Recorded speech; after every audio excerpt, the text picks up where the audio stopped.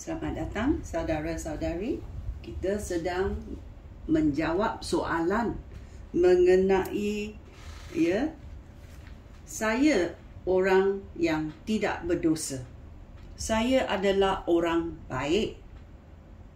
Saya akan pergi ke syurga. Ini adalah soalan yang kita akui dalam minda kita. Adakah kita betul? Kita boleh jadi orang baik. Kamu boleh jadi orang yang lebih baik daripada aku. Tetapi apakah standard Tuhan? Aku boleh jadi baik, kamu jadi lebih baik, orang yang lain jadi lebih-lebih baik. Adakah itu mengizinkan kita masuk syurga? Kita mesti fikir, kalau kita berbohong satu kali, dalam hidup kita berbohong hanya satu kali, kita akan digelar penipu. Kerana kita tipu. Kalau kita membunuh seseorang dalam riwayat hidup kita, walaupun dalam perjalanan hidup kita menjadi orang baik, tetapi kita membunuh seseorang, adakah kita digelar pembunuh? Oleh itu, betapa baiknya kita, adakah kita tidak berdosa? Dosa yang kecil atau dosa yang besar kita lakukan, kita menjadi orang berdosa. Dalam Yakobus babak 2 ayat 10, Alkitab berkata, sesiapa yang melanggar salah satu perintah Taurat, melanggar seluruh Taurat.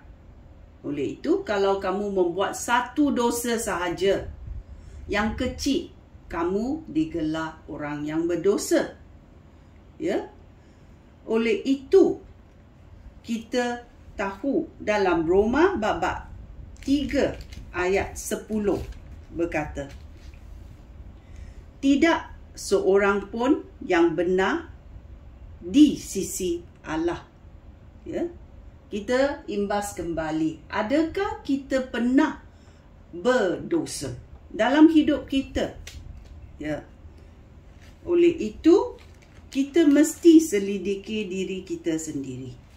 Dalam Roma babak 3 ayat 23 juga berkata, semua orang sudah berdosa dan jauh daripada Allah yang mahu menyelamatkan mereka.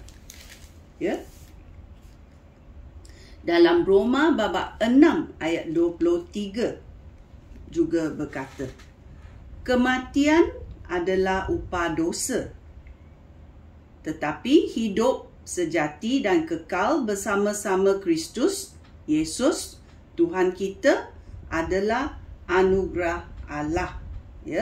Apa yang diberi oleh Tuhan, anugerah Tuhan itu, kita tidak boleh berbuat baik untuk menerimanya.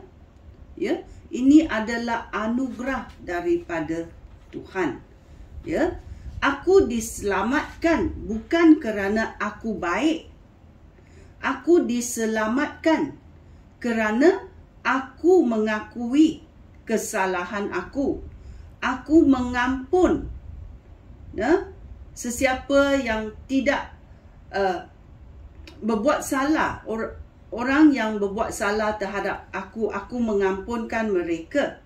Oleh itu, Tuhan mengampunkan aku.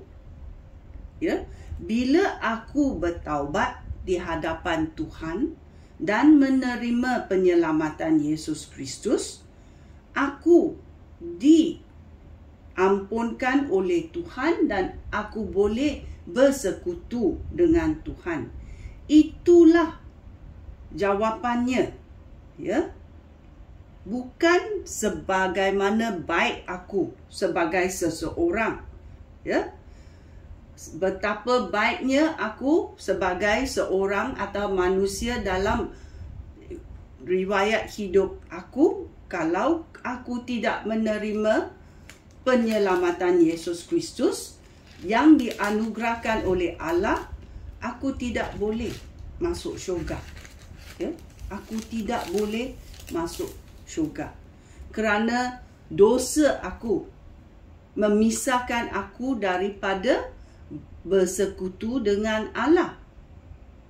Oleh itu kita mesti tahu ya soalan itu dan jawapan itu.